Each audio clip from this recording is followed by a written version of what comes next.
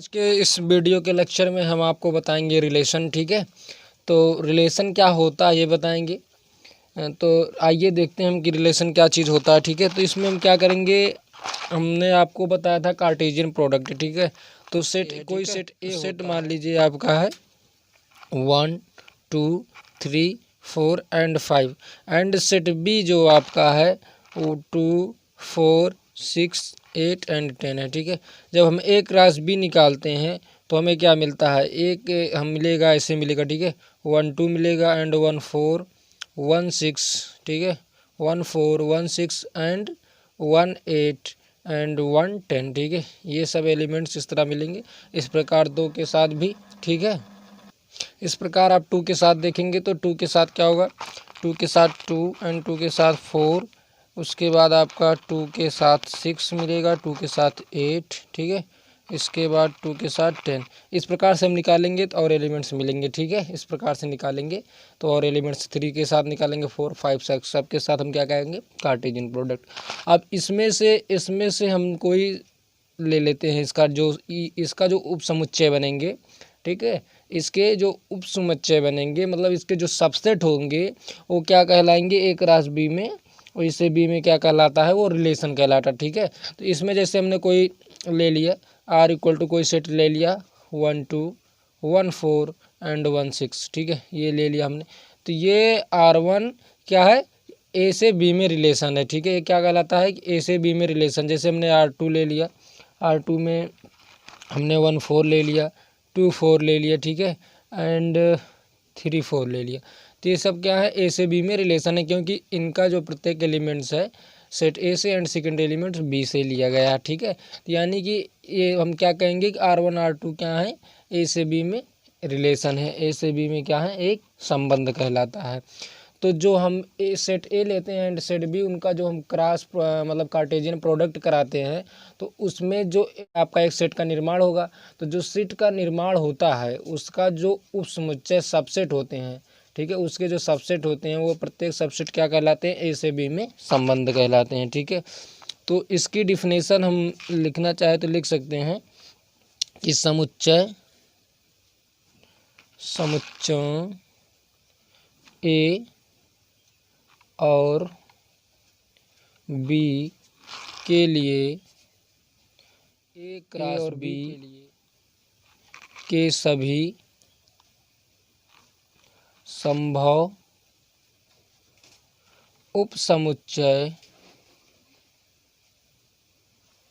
ए से बी में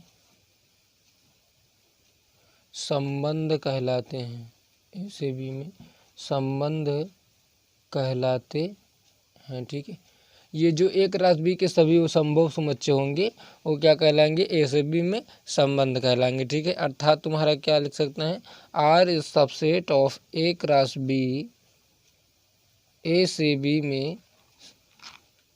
बी में एक संबंध कहा जाता है। ए से बी में क्या कहा जाता है, एक संबंध कहा जाता है। ठीक है, ये हमने क्या देखा कि जो हम ए और बी का क्रॉस प्रोडक्ट करते हैं तो उसमें मतलब कार्टेशियन प्रोडक्ट करते हैं तो उसके जो एक सेट का निर्माण होता है, उस सेट का जो प्रत्येक उपसमुच्चय होगा, संभव प्रत्येक उपसमुच्चय होगा, क्या कहलाएगा। ठीक है, तो ये आपका ये क्यों है सबसेट, क्योंकि R1 is subset of A cross B and R2 is subset of A cross B. ये दोनों क्या है, R1 R2 क्या सबसेट हैं, इसलिए क्या कहलाएंगे, R1 R2 क्या कहलाएंगे, R1 एंड R2 जो हैं क्या कहलाएंगे, ए से बी में संबंध कहलाएंगे, ए से बी में संबंध कहलाएंगे। ठीक है, ये तुम्हारे क्या होंगे, ए से बी में संबंध कहलाएंगे।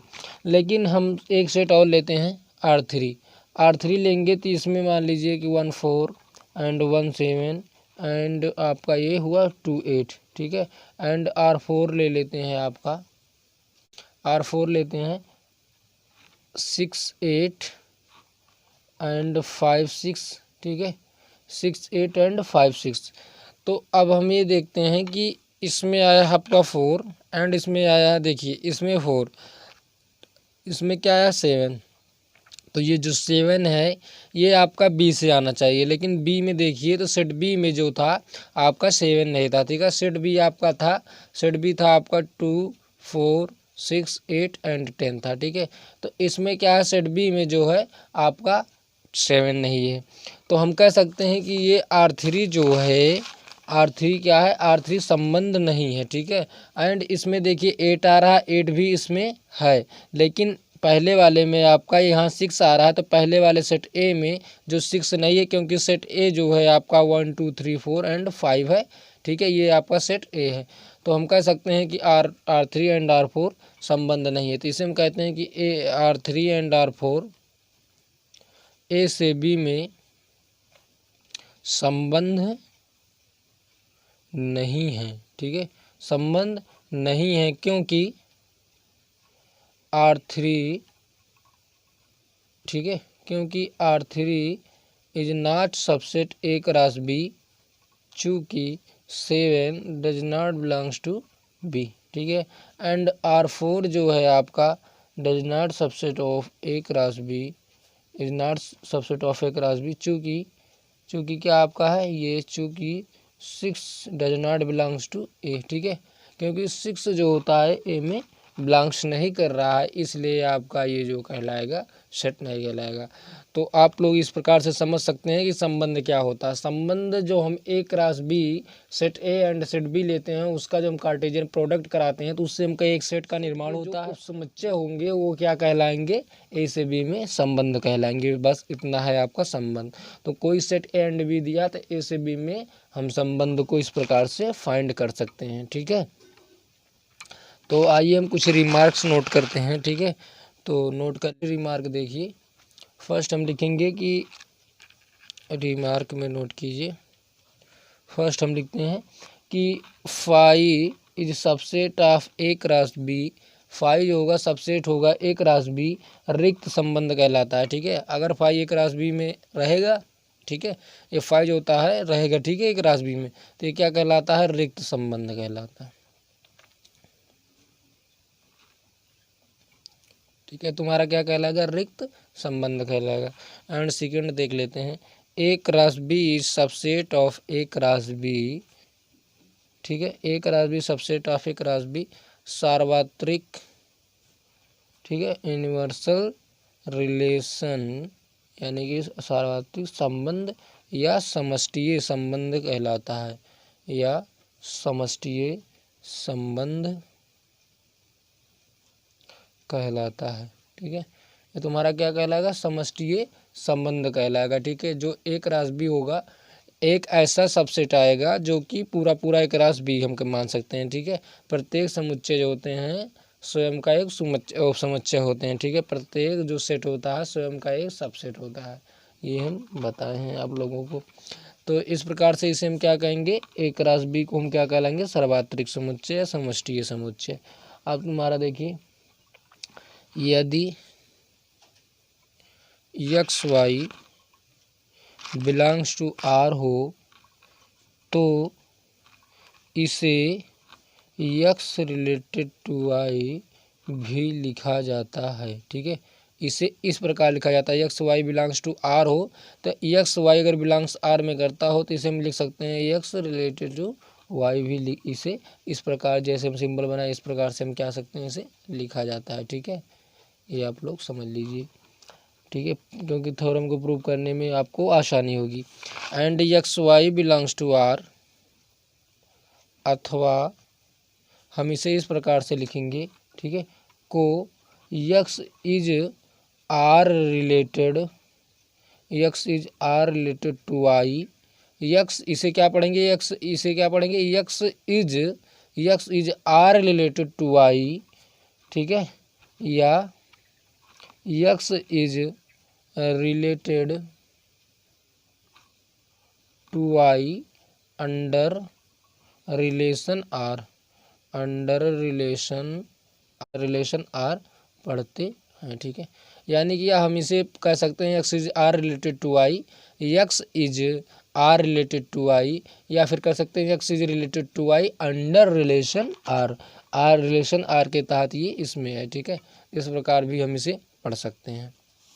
एंड और लास्ट आप देखिए, लास्ट ये है, फोर्थ है आपका, फोर्थ ये कहता है कि if x y belongs to does not belongs to R, तो इसे यक्स इज से हम प्रोसीड करेंगे भी लिखा जा सकता है। ठीक है, यानी कि यदि इस प्रकार है तो इसे हम इस प्रकार से लिख सकते हैं। और इसे हम क्या पढ़ते हैं ये देख लीजिए, और इसे x is not R related to ठीक है, ये आपका क्या हो, x is not related to y. ठीक है, ये रिलेटेड टू वाई पढ़ा जाता, ये आप इसे हम पढ़ेंगे इस प्रकार से। ठीक है, तो इस प्रकार से आप इसे कर लीजिएगा। रिलेशन ये चीज़ होता है, हमने आपको बताया। ठीक है, यक्स कामा वाई बिलोंग्स करता है में, तो उसे x is R related to y पढ़ते हैं, x is related to y under relation R पढ़ते हैं। X y not does not belongs to R, तो इसे हम इसे पढ़ते हैं x is not R related to y. ठीक है, इस प्रकार से आप इसे पढ़ेंगे। एंड रिलेशन क्या होता है ये सब हमने आपको बताया इस लेक्चर में। एंड जो आपका नेक्स्ट लेक्चर होगा उसमें हम बताएंगे आपको कि संबंध का प्रांत क्या होता है। ठीक है, यानी कि domain, range, codomain of relation. So हम वीडियो को एंड करते हैं। इस चैनल से जुड़ी लेटेस्ट अपडेट पाने के लिए हमारे चैनल को सब्सक्राइब, लाइक, कमेंट एवं शेयर कीजिए।